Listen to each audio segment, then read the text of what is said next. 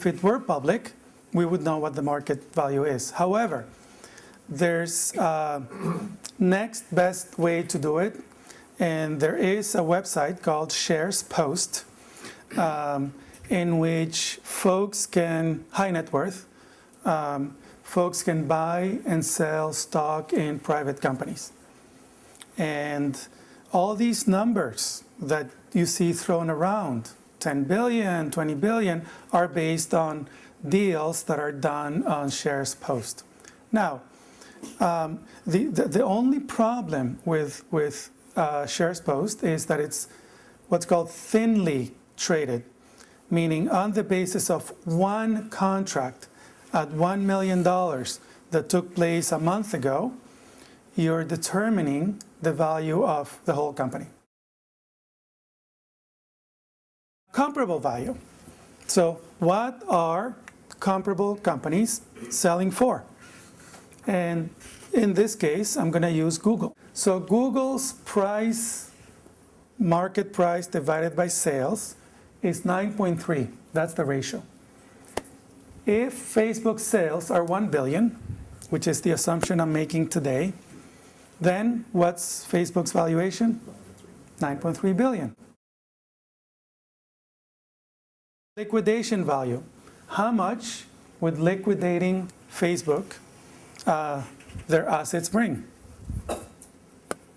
No, nothing? Not much? They have big data centers. Lots of computers. They have lots of computers. Yeah, they have to be worth a lot of private data. A lot of it is juicy too. Isn't that worth something? Replacement value. What would it cost for someone else, whether that's Microsoft or Google or whatever, to build a similar product and market presence? What would it cost? So Yahoo could not do it.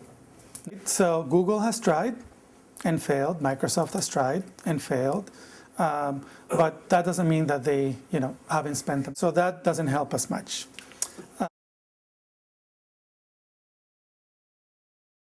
So is Facebook worth $25 billion? That was the question. Let's do a 10-year discounted cash flow analysis.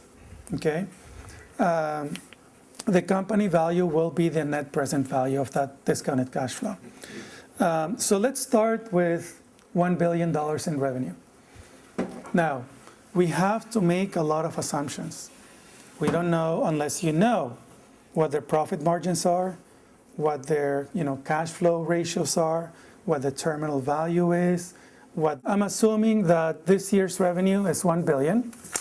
I'm assuming that the free cash flow divided by revenues, so as a percent of revenues, 20% based on Google. Again, I'm using Google's ratios because that's my comparable. And then annual growth. So here's the annual growth. Let me jump into a growth. The growth rate in revenues over the next 1, 2, 3, 4, 5 years is going to be 100%. We need a terminal value for year, basically 10. Now, how do we get, since we're doing discounted cash flow, we're taking the free cash flow, which is $48 billion, and we're multiplying it by Google's price per cash flow. Yes, so far so good? So I'm using Google's, actually last week's numbers. So if you go to Morningstar and say, what is the multiple? Google's multiple of cash flow? 24. So that's what we're using here. Based on these assumptions, it means that 2020, Facebook is going to be valued at $1 trillion.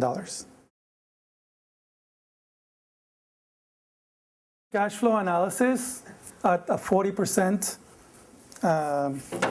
rate, then you get a $40 billion valuation today.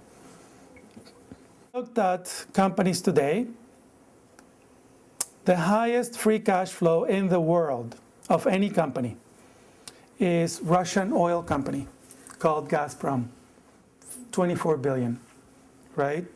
So basically, Facebook's free cash flow in 2020 has to be twice what the largest cash flow in the world is today.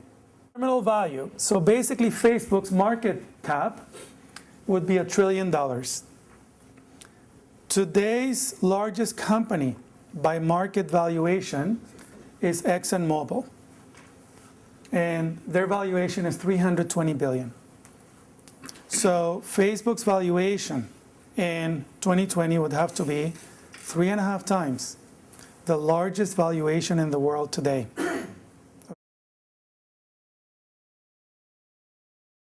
Of course it's possible. We're comparing. 36, 37, it's just a number, right? Discounted, it's just a number, of course, yeah. $1 trillion here, $1 trillion there, it's just a number, right? Money, So that's an interesting point. Is Facebook even going to be around in 10 years? So let's do a risk analysis. Excite was an exciting company 10 years ago, and they were sold for $10 million. This conversation is good for the following reason. Different people are going to make different assumptions. Different people will have different risk profiles, right? Different people are going to have different discount rates. So some of you are like, whoa, my discount rate would be 90%. This is a very, very risky business. Two gals in a garage could come up with a nano, bio, social networking, something or other that does social networking through DNA analysis. And, it's going to kill Facebook. Why not, right? And two, the thing about markets is that markets, by definition, is where hundreds or thousands or millions of buyers and sellers meet. And so all these assumptions, right, and I let it go for a while just because there were so many assumptions and so many risk profiles that at the end, where all that meets is where the valuation is going to be if it were a real market, okay? A highly liquid market. If you are going to work for Facebook and they're going to give you stock options, what are they going to base it on? A $5 billion valuation or a $25 billion valuation?